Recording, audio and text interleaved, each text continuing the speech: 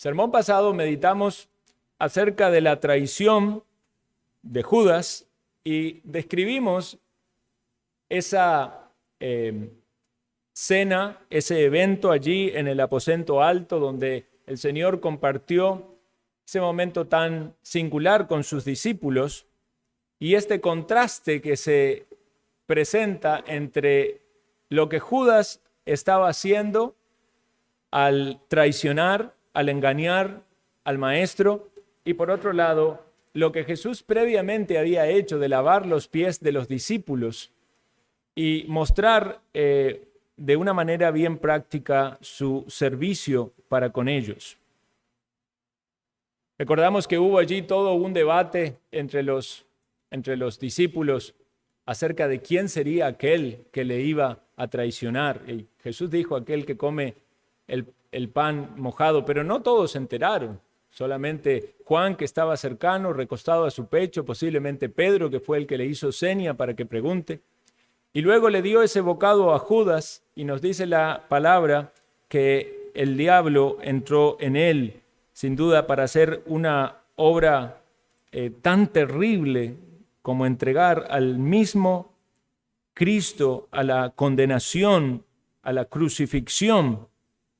Tenía que ser una obra satánica, y es por eso que vemos lo que dice aquí el texto: Satanás entró en él, versículo 27. Y entonces el Señor le dice una frase que muchos no entendieron, que pensaron que se refería a alguna labor propia de las que Judas hacía en el grupo, como administrador del dinero, quizás dar algo a los pobres, quizás comprar algo para la fiesta, pero cuando el Señor le dijo, lo que vas a hacer, hazlo más pronto, estaba hablando de esa traición, de esos pasos que tenían que suceder, como bien lo veíamos en la mañana, conforme a este decreto divino que no elimina para nada la responsabilidad de cada uno en cuanto a sus actos y el quebrantamiento de los mandamientos del Señor.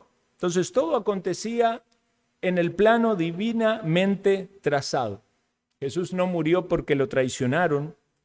Jesús no murió porque se le salió el plan de las manos o porque no tenía a nadie quien lo defienda. Recuerdan en la cruz, él podía mandar 12 legiones de ángeles que lo liberen. Pero cada acción, cada palabra, cada acto, aún en la malicia del corazón humano, todo estaba en el decreto divino, sin que Dios sea autor de pecado ni haya ninguna maldad en él. Todo acontece según su perfecta y santa voluntad. Entonces, lo que vas a hacer, hazlo más pronto. ¿Recuerdan que habían planeado capturar a Jesús después de la Pascua? No era ese el momento. Era en la Pascua que iba a morir el Cordero Pascual, que iba a ser sacrificado. Consideremos aquí entonces que dice, entonces cuando hubo salido, versículo 31, se refiere a Judas. ¿Para qué salió Judas? Para ir a indicar dónde estaba el maestro y traicionarle, de acuerdo a la maldad de su propio corazón. Pero esto también nos hace pensar que entonces el Señor voluntariamente, con el conocimiento cabal perfecto que tenía de todas las cosas, está dispuesto a entregar su vida. Y como dijimos en su momento, los capítulos siguientes vamos a ver ese corazón, su vida de Cristo, y como pastoral, en su momento, volcado en sus discípulos, enseñándole cosas sumamente importantes, muy significativa para todos ellos. Y ya empieza en este texto, desde el primer momento en que Judas ya no está en la escena y él está con los suyos, con su pueblo, empieza con este nuevo mandamiento que vamos a ver en los últimos versículos. Pero entonces el Señor, dispuesto a ir a la cruz, a sufrir el castigo de la ira de Dios por los pecados de su pueblo, cargándolos, como dice Isaías sobre sus espaldas, fue allí al Calvario para darnos a nosotros salvación. Y entonces esta palabra que aparece aquí ahora cuando dice ahora, el significado es específicamente todo lo que tiene que ver con la pasión y la crucifixión. El centro de todo el panorama redentor está en la cruz. También lo mencionaba el hermano José Andrés. Entonces, cuando dice él ahora, evidentemente podemos incluir el tiempo en el que él está hablando, pero el centro está allí en la crucifixión. Cuando el Señor fue a la cruz, de algún modo nos estaba protegiendo a todos nosotros de la ira de Dios. Dice un comentarista, como la gallina cubre con sus alas a los polluelos si tiene que soportar la tormenta, así nuestro Salvador extendió sus alas y nos protegió a nosotros de la ira de Dios. Pero veamos esta palabra que aparece aquí tantas veces. Dice, ahora es glorificado el Hijo del Hombre y Dios es glorificado en él. Si Dios es glorificado en él, Dios también le glorificará a sí mismo y enseguida le glorificará. Demasiadas veces, 5 veces en tan pocas frases. Entonces debemos meditar por un momento a qué se refiere esta palabra, qué tiene que ver esto en este contexto. Bueno, entendemos nosotros la glorificación como un estado en el cual vamos a participar todos los que somos de Cristo una vez que seamos transformados luego de la muerte o en su venida, ¿verdad? La glorificación, estar con Él en gloria. Pero pensemos en este sentido en la glorificación del Señor como una palabra que describe exactamente lo opuesto a la humillación. Y podríamos pensar que el apóstol Pablo elige ese término o la palabra de la humillación cuando él habla de la crucifixión. Hay un texto que dice que Cristo nos redimió de la maldición de la ley, hecho por nosotros maldición, porque está escrito, maldito todo el que es colgado en un madero. O sea, está soportando la maldición y se está describiendo allí una humillación. Sin embargo, Juan utiliza para el mismo evento esta idea de glorificación. Juan se está centrando en la revelación de la gloria de Dios a través de la persona de Cristo, pero manifestada en la cruz. Y las dos cosas son ciertas. Es cierto que vemos al Hijo de Dios no solamente como un hombre, sino también como un siervo, y como siervo yendo hacia la muerte y muerte de cruz. Y eso sin duda es una gran humillación ante las personas que lo ven cargando esa cruz y que está rodeado de criminales, de ladrones, de asesinos. Humillación al ser vestido con una ropa como si fuese un rey para burlarse de que él no era rey. Humillación cuando de sus heridas sale sangre y nadie puede en ese momento socorrerles, más bien hacen escarnios de él. Pero también en ese momento el Señor está desplegando la gloria de Dios. Y es interesante entonces que consideremos estos dos aspectos reales que apuntan hacia el Señor Jesucristo y que lo veamos también a la luz de este contexto de traición en el cual el Señor se encuentra. Por un lado vemos de Judas este engaño, esta simulación, los malos deseos de su corazón, la codicia, el pensar en él mismo, en sus propios deseos, el planear maldad, el homicidio detrás de eso, ¿verdad? Al entregarle, Judas sabía que lo iban a matar. El rechazo. Por el otro lado, la misericordia del Señor, la sinceridad del Señor hablando con Judas, la estima que aún el Señor manifestó para con quien era el traidor. Aún en el momento de la entrega le dice, amigo, ¿a qué vienes? Y no podríamos tampoco quitar de esa lista que aún hubo amor del Señor para Judas, en el sentido de un amor general o de un amor de amigo, de un amor leal. Entonces, en medio de estos contrastes, vemos también que la gloria de Dios es manifestada en este trato con Judas, que es el traidor, en este trato particular para con sus discípulos que necesitan recibir la instrucción y las palabras de preparación para lo que ha de venir y de consuelo para lo que han de enfrentar. Pero no solamente eso, sino también prepararse como grupo de discípulos, posteriormente como iglesia de Dios. Entonces, todo esto que el Señor está haciendo es mostrar la gloria del Señor en cada una de sus acciones, de sus palabras, de sus obras. No es otra cosa que lo que leímos al inicio del estudio de San Juan, cuando nos dice San Juan 1:14, y aquel verbo fue hecho carne y habitó entre nosotros, y vimos su gloria como gloria del unigénito del Padre, lleno de gracia y de verdad. Entonces el Señor glorifica, Jesús glorifica al Padre en cada una de sus obras, en cada una de sus palabras. Y podemos decir que el enfoque entonces maravilloso y el despliegue maravilloso de esa gloria está en la obra de redención. ¿Cuándo es glorificado Dios? Pensemos, ¿cuándo es glorificado Dios?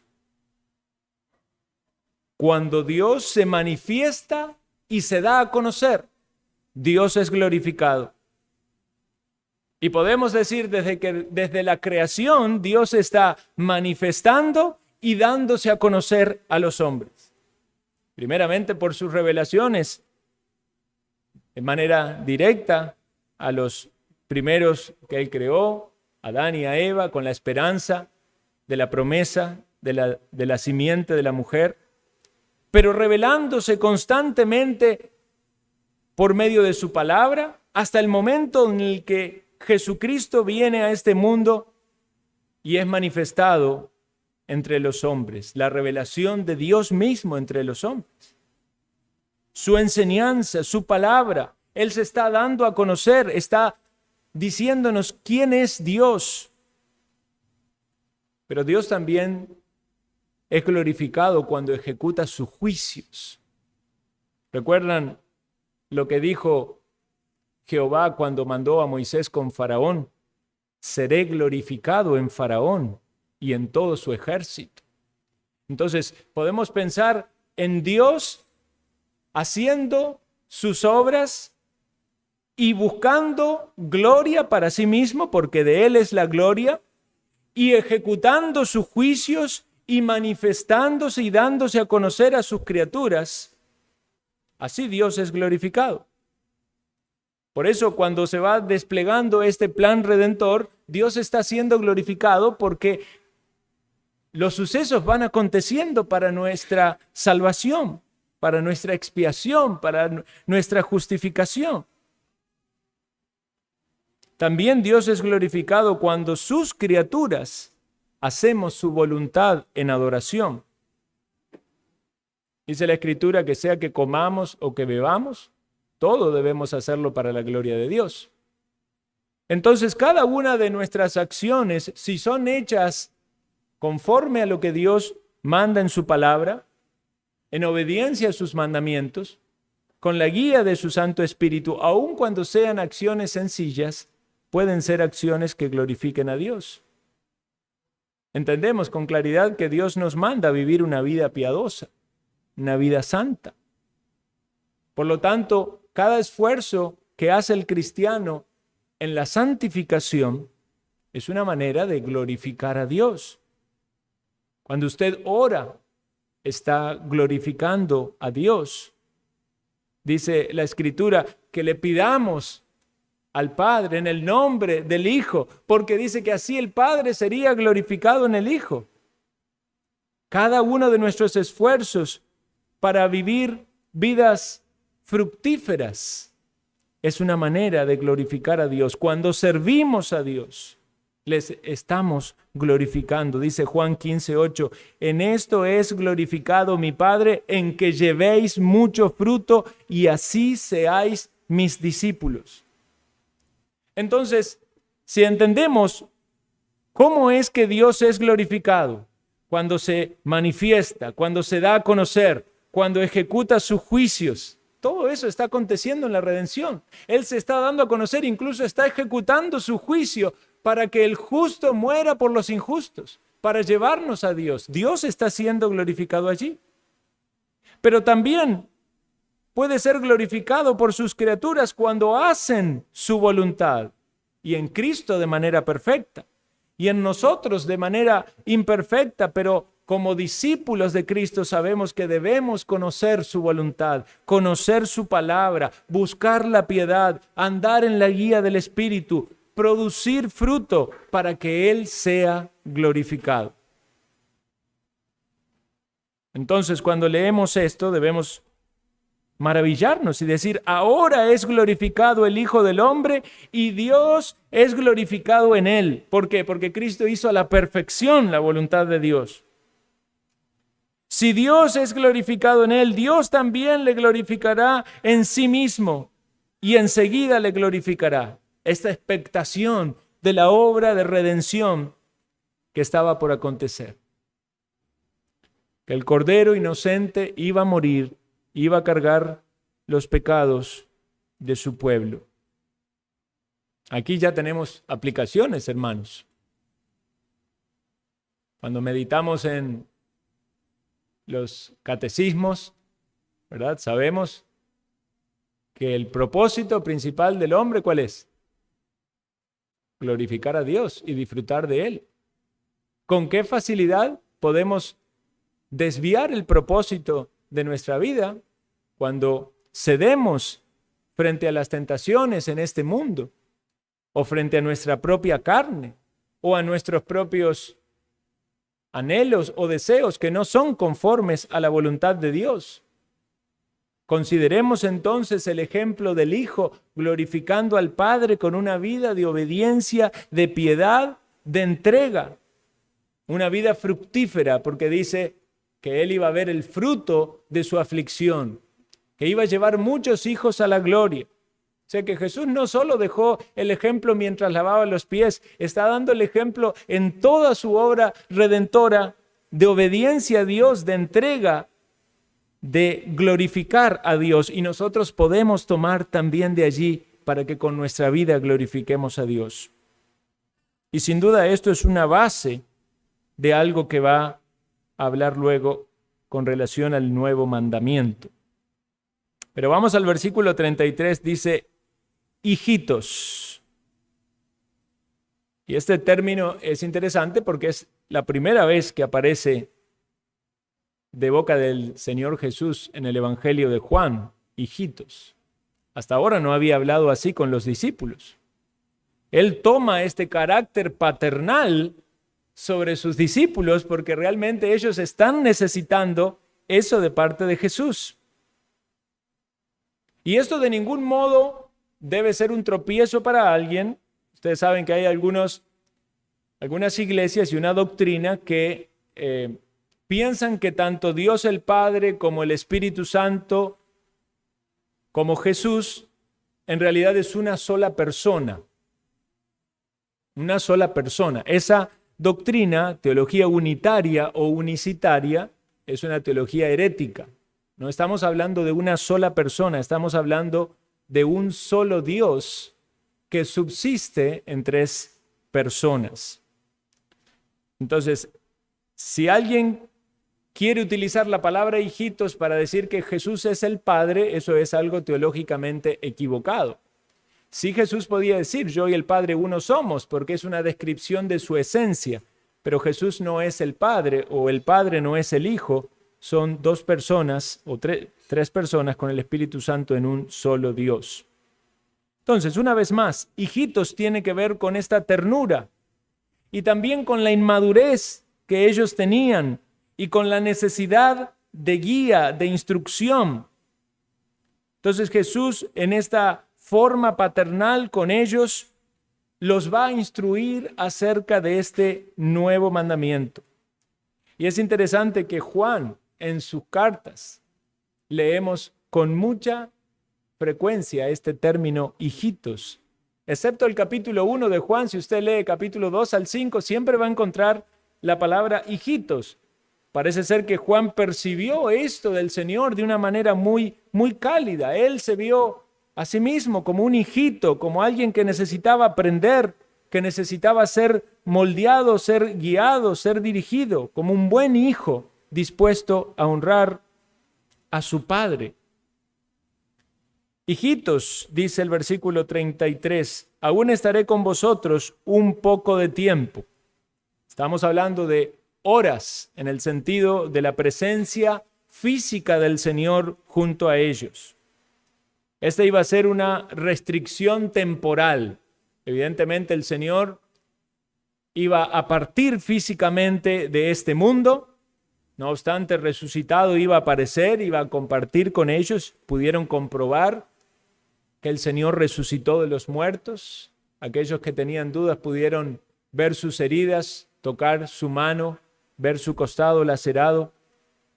Pero era cierto que ya desde la ascensión del Señor no iban a poder compartir más esos tiempos viéndole con sus propios ojos a ese cuerpo físico del Señor. Iba a empezar una nueva etapa significativa para los discípulos del Señor, que es seguirle por fe. Y eso es lo que la iglesia del Señor en su gran mayoría ha experimentado. Si nos ponemos a pensar cuántos fueron los discípulos que efectivamente vieron al Señor con sus propios ojos, fueron los suficientes para ser testigos. Por eso los apóstoles dijeron, estas son las cosas que hemos visto y oído, que palparon nuestras manos tocante al verbo de vida. Pero a partir de ahí todos seguimos al Señor por medio de la fe. Los discípulos, luego que el Señor resucitó, le buscaban, y luego que ascendió, quizás algunos también querían buscarle, pero el Señor ya no iba a aparecer más de manera física hasta el momento en que sea su retorno. Por eso tenía que haber esperanza en el corazón de estos creyentes. Aún estaré con vosotros un poco, me buscaréis, pero como dije a los judíos, así os digo a vosotros, a donde yo voy, vosotros no podéis ir. Para el creyente es un motivo de esperanza. Para el impío es un motivo de preocupación. Dice Apocalipsis que en la ciudad celestial, en el cielo, no entrará en ella ninguna cosa inmunda o que hace abominación y mentira, sino solamente los que están inscritos en el libro de la vida del Cordero. Más adelante Jesús le va a decir, en la casa de mi Padre muchas moradas hay, yo voy pues a preparar lugar para vosotros. Todavía no pueden ir, cuando sea el momento irán. Pero piense usted por un momento, ¿quiénes estarán ahí? Estarán los verdaderos discípulos del Señor. Muchos son discípulos temporales, muchos están entre aquellos que luego de cierto tiempo vuelven atrás y ya no siguen más al Señor. Muchos pueden simular ser discípulos del Señor y hasta estar cerca de Él, hasta en la misma cena, cuando están comiendo el pan directamente de su mano. Pero puede ser que le traicionen, que vuelvan atrás, que vuelvan a su pecado. Pero los verdaderos discípulos del Señor, aquellos que han sido lavados de sus pecados, perseveran en fe hasta el momento que están en la misma presencia del Señor. Aquí dice que antes había dicho estas mismas palabras a los judíos. ¿Leyó usted ahí el texto? Dice que dije antes a los judíos. Vean lo que dice San Juan 8:21.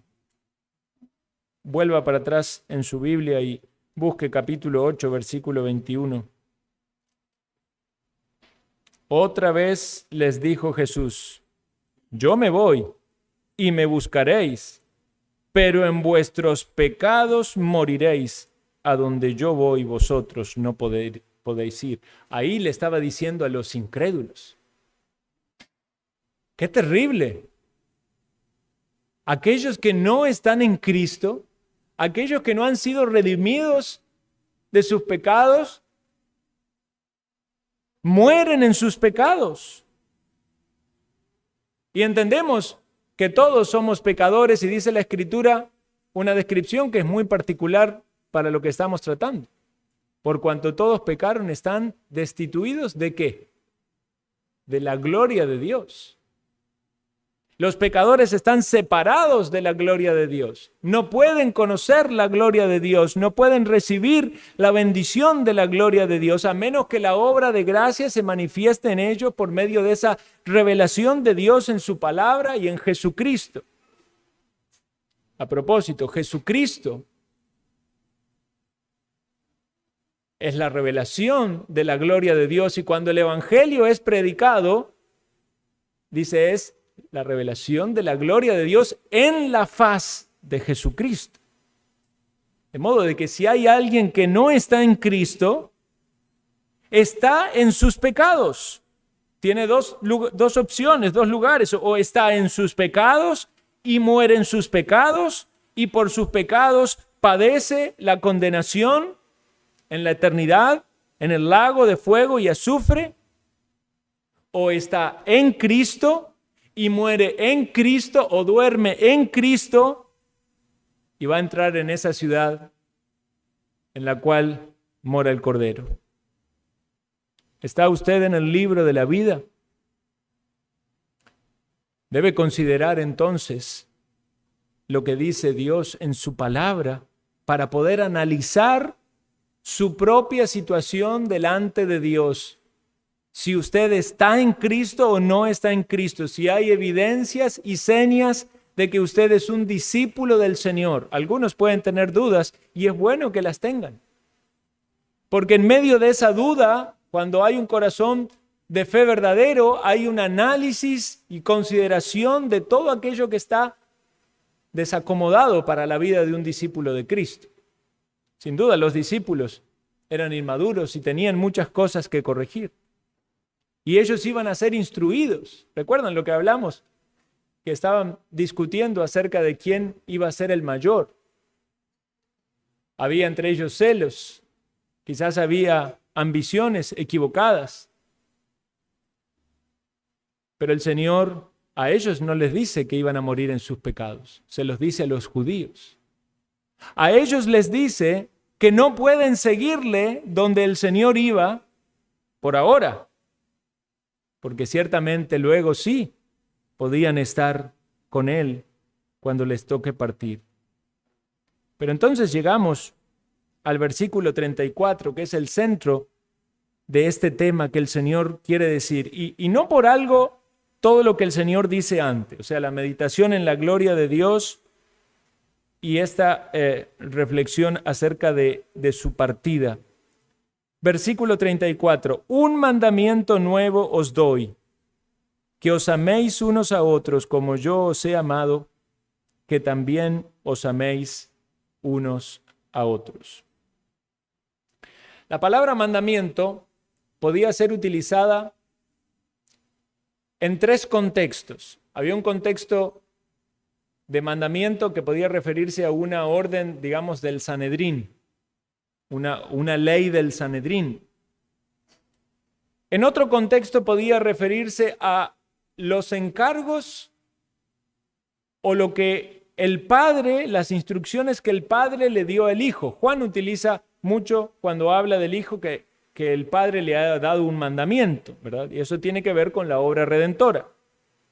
Pero en este contexto que se usa aquí, esto tiene que ver con estos preceptos o normas que Jesús está dando a los discípulos acerca de cómo debía ser el trato entre sí.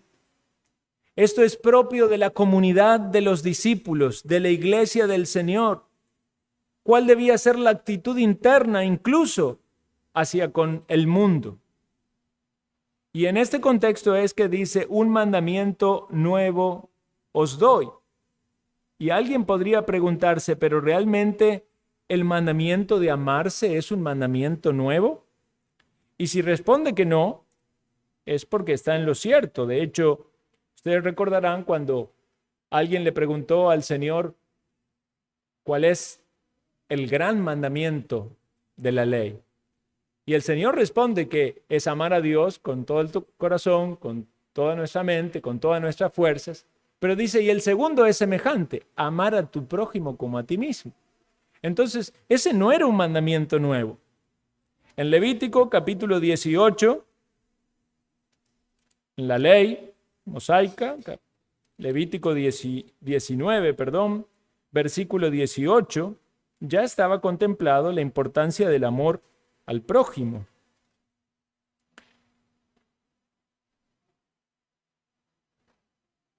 Dice la Escritura, no te vengarás ni guardarás rencor de los hijos de tu pueblo, sino amarás a tu prójimo como a ti mismo. Entonces, cuando el Señor dice que hay un mandamiento nuevo, ¿por qué dice que es nuevo si ese mandamiento de amar al prójimo ya estaba contemplado en la ley y era conocido incluso por los estudiosos de la ley? Recuerdan que el escriba le dijo al Señor que había dicho lo correcto acerca de los mandamientos. Bueno, aquí el elemento que se está agregando es cuando dice el Señor, como yo te he amado. Dice versículo 34, un mandamiento nuevo os doy, que os améis unos a otros, como yo os he amado. No era amar al prójimo como a sí mismo. No era amarse en los discípulos como a sí mismo. El Señor está colocando el listón, la meta, aún mucho más alto. Es como Él nos ha amado a nosotros. Entonces, el amor cristiano tiene que ver con este modelo de amor de Cristo, que es un amor sacrificial, un amor de entrega, un amor desinteresado, y que se expresa de manera especial, no exclusiva, pero especial dentro de la iglesia de Dios, dentro del grupo de los discípulos, dentro de los creyentes. Por eso dice Gálatas 6:10, así que según tengamos oportunidad, hagamos bien a todos y mayormente a los de la familia de la fe. ¿Por qué? Porque hay un amor especial para con aquellos que conformamos la iglesia del Señor. La relación con Dios por medio de Jesucristo nos coloca como familia de Dios. Tenemos este sentido de pertenencia. Nos da este contexto y oportunidad para poner en práctica el amor que ha sido mostrado y manifestado en la vida y en la obra y el ministerio del Señor Jesucristo. Quizás sea necesario por un momento meditar en el amor. Ustedes saben que este mundo se refiere a amor como un sentimiento, como algo que incluso hasta viene de manera pasiva. Alguien dice que se enamoró, no hizo nada y de repente empezó a tener emociones o sensaciones. La Biblia usa términos para describir el amor que son términos dinámicos, tiene que ver con una acción. Como dice una nota teológica, es más un verbo que un sustantivo. Es más una acción o un deber que algo que se siente. Es más un actuar.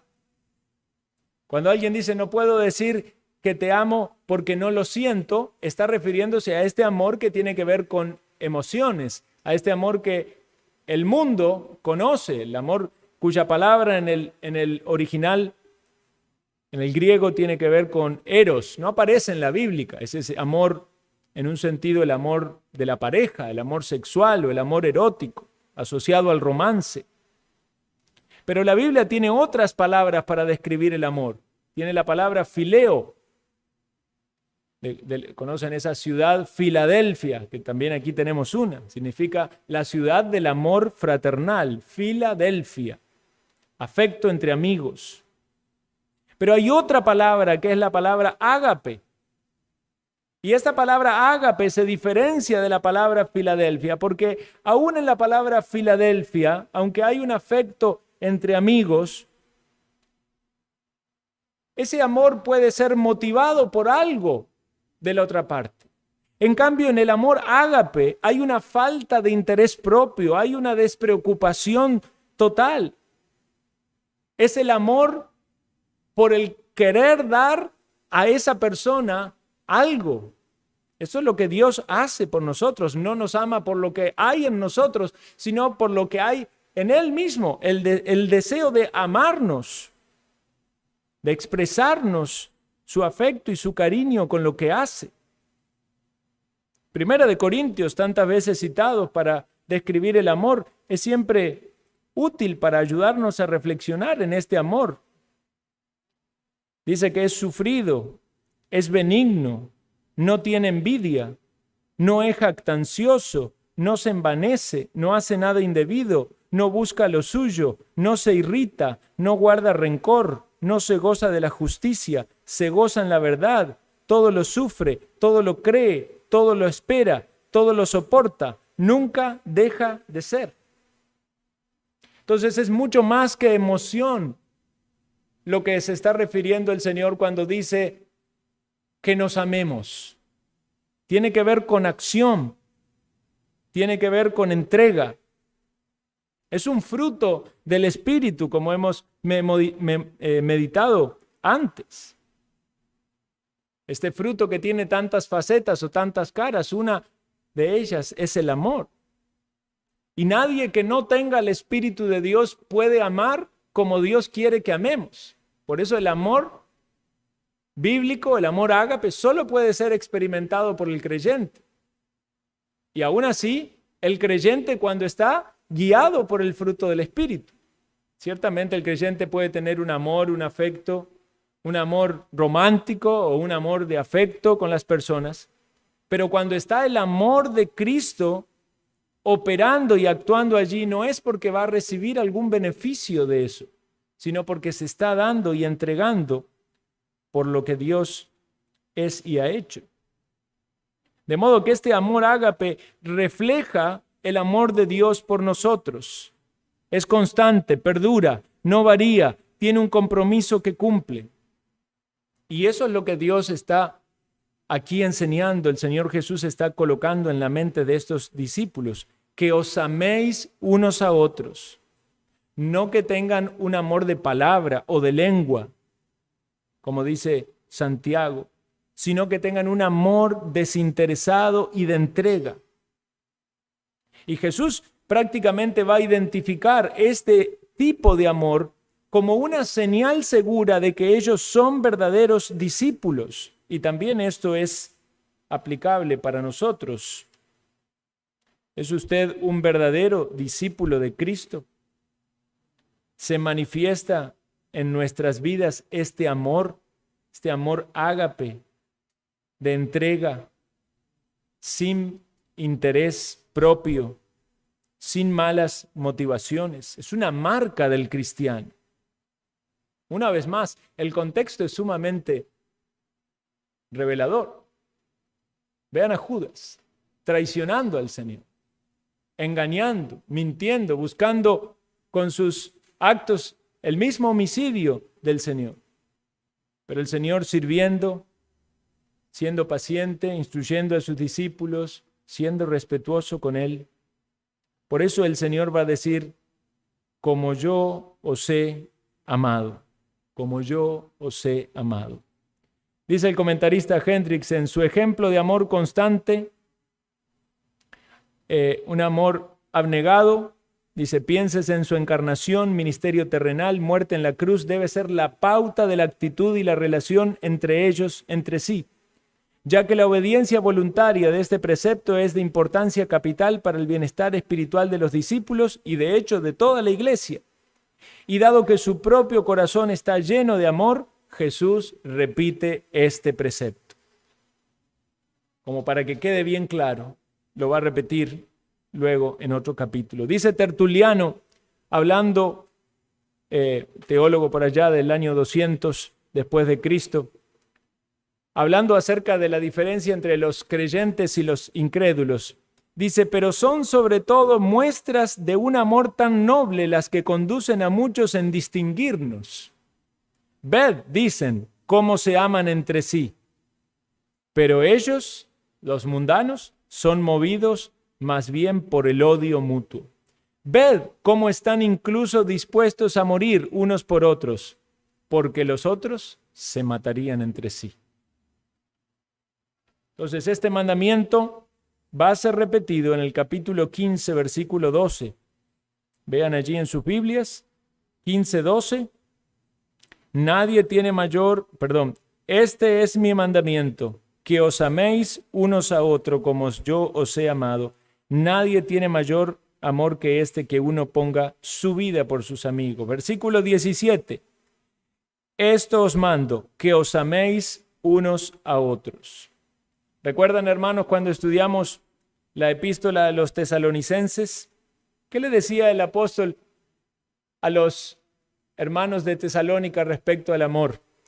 Dice, pero acerca del amor fraternal no tenéis necesidad de que os escriba, porque vosotros mismos habéis aprendido de Dios que os améis unos a otros. Entonces debemos hacernos nosotros esta pregunta. ¿Hemos aprendido a amarnos? ¿Hemos aprendido a amarnos como discípulos del Señor? Y yo espero que la respuesta en un verdadero creyente sea sí, pero también tengo que seguir aprendiendo. Tengo que seguir creciendo, porque esa es una deuda que nunca se paga. No debáis nadie a nada, sino el amaros unos a otros, porque el que ama a su prójimo ha cumplido la ley. Nunca amaremos suficiente a nuestro prójimo. Pero si seguimos el ejemplo de Cristo, nuestra entrega va a ser cada vez mayor. Acompáñenme, por favor, a 1 de Juan, capítulo 4. Precisamente Juan es conocido como el discípulo del amor. Y él se encargó de registrar en sus epístolas algo que sin duda recibió con mucha claridad de parte del Señor. Él decía de sí mismo, el discípulo a quien Jesús amaba, experimentó el amor del Señor y por eso también consideró que es sumamente importante en la vida como un cristiano. Juan capítulo 4, versículo 7. Amados, amémonos unos a otros, porque el amor es de Dios. Todo aquel que ama es nacido de Dios y conoce a Dios. El que no ama no ha conocido a Dios, porque Dios es amor. En esto se mostró el amor de Dios para con nosotros, en que Dios envió a su Hijo al mundo para que vivamos por él. En esto consiste el amor, no en que nosotros hayamos amado a Dios, sino en que Él nos amó a nosotros y envió a su Hijo en propiciación por nuestros pecados. Amados, si Dios nos ha amado así, debemos también nosotros amarnos unos a otros. Nadie ha visto jamás a Dios. Si nos amamos unos a otros, Dios permanece en nosotros y su amor se ha perfeccionado en nosotros. El amor de Dios puede ser perfeccionado en nosotros. Y el amor que tenemos por nuestros hermanos puede crecer. Y consideremos entonces, a la luz de las palabras de Cristo, el poder tan impactante que tiene como testimonio incluso a los impíos, que verdaderamente somos discípulos de Cristo. Versículo 35. En esto conocerán todos que sois mis discípulos, si tuviereis amor los unos por los otros. ¿Será que nuestra falta de efectividad muchas veces en el testimonio cristiano es por falta de amor, por un amor que todavía quizás no ha sido perfeccionado? Quiera Dios obrar en nosotros para que podamos reconocer la necesidad de que nuestro amor crezca. Y yo sé que como iglesia local, en numerosas oportunidades hemos recibido muestras de amor de nuestros hermanos. Pero aún Dios puede estar guiándonos por su palabra para motivar este amor basado en el ejemplo de Cristo y en este mandamiento y ayudarnos a crecer aún más. ¿Cómo podemos tener amor? Primero tiene que ser un creyente, si no, no va a tener el amor de Cristo. Tiene que experimentar el amor. Mas Dios muestra su amor por nosotros. ¿Cómo sigue? Se entregó por nosotros, murió por nosotros, nos derramó sobre nosotros su Santo Espíritu. Por lo tanto, podemos crecer en amor, mortificando el pecado, casi todo pecado, hermanos. Si nos ponemos a pensar, es un enemigo que atenta contra el amor, porque precisamente Dios es amor, es esencia, Dios es santo, es esencia. Y el pecado es todo lo contrario a eso. Por lo tanto, mortificar el pecado es trabajar por el amor. Pablo le dice a Timoteo que pelee la batalla, mas tú, oh hombre de Dios, huye de estas cosas. Sigue ¿qué? La justicia, la piedad, la fe, el amor. Hay que ir luchando en contra de las cosas que nos quieren arrastrar de este mundo, en contra de nuestra propia carne, nuestro viejo hombre que debe ser mortificado, para poder crecer en ese amor. Y es posible, hermanos, porque lo percibimos de muchos hermanos en la fe en numerosas oportunidades. El apóstol Pablo dice, debemos dar siempre gracias a Dios por vosotros, hermanos, como es digno, por cuanto vuestra fe va creciendo y el amor de todos y cada uno de vosotros abunda para con los demás. Oigan, qué testimonio de la gente en Tesalónica. No solo crecían en fe y en confianza en Dios, sino que era notorio de que amaban a los hermanos, a cada uno y aún a otros, y ese amor abundaba.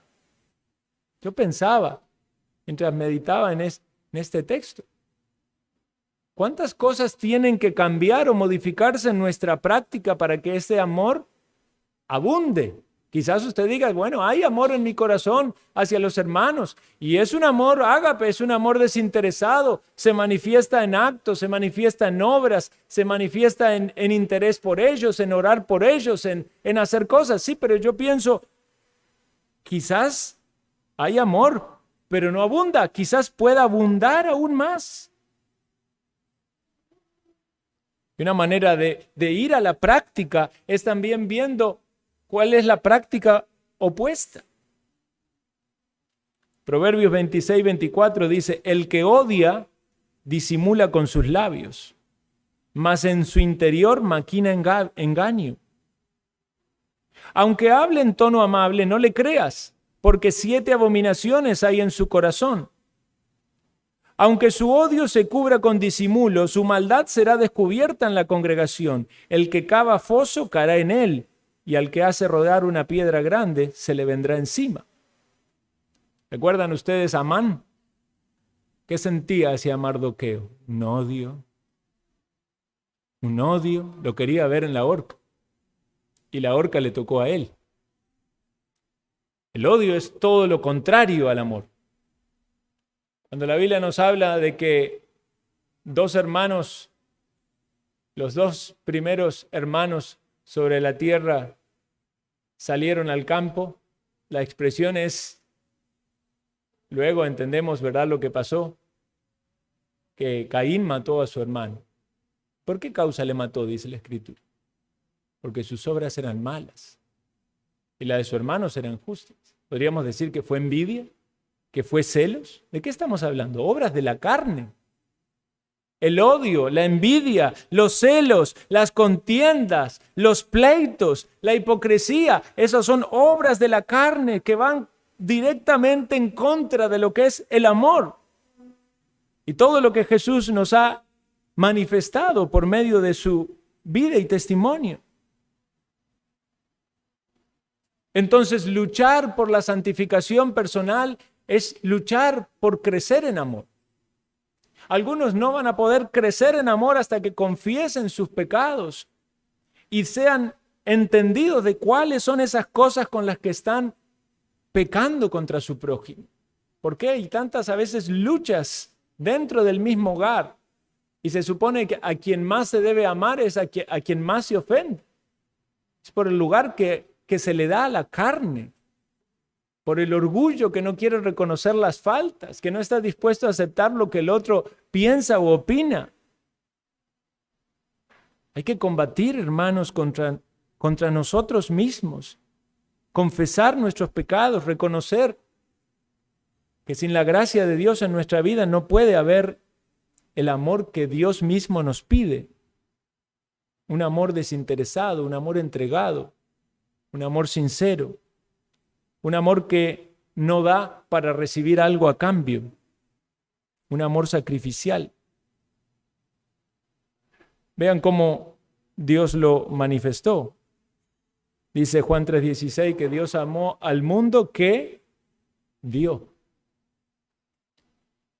Y primera de Juan 3:17 dice, pero el que tiene bienes en este mundo y ve a su hermano tener necesidad y cierra contra él el corazón, ¿cómo mora el amor de Dios en él? ¿Quiere usted una manera práctica de manifestar el amor de Dios? Supla necesidades.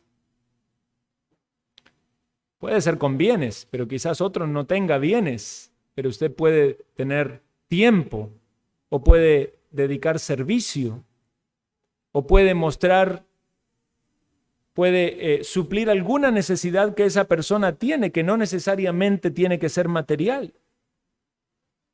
Es combatir contra el egoísmo de nuestro corazón, de estar encerrado en nuestra propia vida o incluso en nuestro propio círculo o en nuestra propia familia y extender ese lazo fraternal a la iglesia, a los discípulos, porque Dios nos ha puesto en una comunidad, ¿no? Dijo, ustedes, familia, como familia, ámense unos a otros con el amor ágape, pero solo la familia, ¿eh? Ya cuando ya viene otra gente que no es familia, ya no, es la iglesia del Señor. El servicio es otra forma de manifestar el amor. Hebreos 6:10 dice, porque Dios no es injusto para olvidar vuestra obra y el trabajo de amor que habéis mostrado hacia su nombre, habiendo servido a los santos y sirviéndoles aún. ¿Quiere usted crecer en amor? Pregúntese cómo puede servir. Y está bien, usted puede servir con su trabajo y con sus responsabilidades en esta sociedad y en su familia, es cierto. Pero dé un paso más allá, a la comunidad de la iglesia donde Dios quiere que este amor sea manifestado. Trabajemos por la unidad de la iglesia.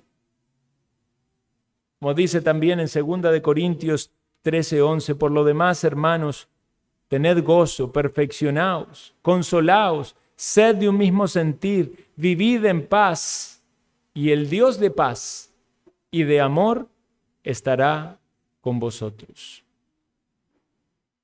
Hermanos, el nuevo mandamiento, que no es un mandamiento nuevo, el mandamiento de amarnos y de amar a nuestro prójimo, debe tener una aplicación primordial dentro del grupo de los discípulos de la iglesia del Señor. Si usted en su hogar, incluso hay otros creyentes, también ahí hay iglesia del Señor, pero todos como iglesia del Señor. ¿De qué manera el amor de Dios se manifiesta a través mío para con mis hermanos? Por medio de algo que puedo hacer, algún servicio que puedo hacer, algún fruto que puedo dar para su gloria. ¿Hay algo como Dios quiere utilizarme? ¿Quiere el Señor obrar en nosotros para que efectivamente cuando los impíos nos rodeen, cuando vengan gente a esta iglesia, cuando vea la manera en la que nos tratamos, ese testimonio pueda ser contundente, que así conocerán que son mis discípulos? Y uno da gracias a Dios porque muchas veces escucha eso de gente que ha venido a la iglesia y que dice, me llamó la atención, qué cálidos que son, cómo nos reciben. Y mayoritariamente uno lo ve así en las iglesias del Señor.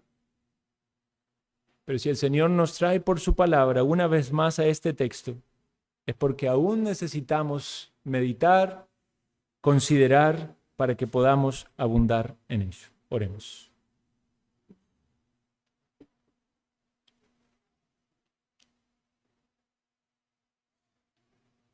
Te agradecemos, Señor, por este momento en el cual hemos considerado tu palabra santa, viva y eficaz, que obra en nuestra mente y en nuestro corazón, nos ayuda a reflexionar sobre nuestro andar,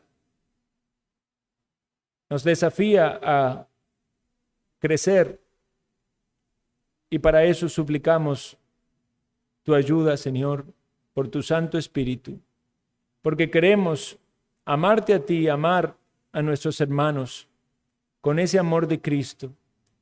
Y nos vemos a nosotros mismos en nuestras debilidades, egoísmos, orgullos. Te pedimos, Señor, que nos limpies, que podamos ser purificados en la sangre del Cordero, que sea notorio, Señor, hacia todos los que nos rodean, que el amor de Cristo mora en nosotros y que nos uses conforme tú nos quieres usar,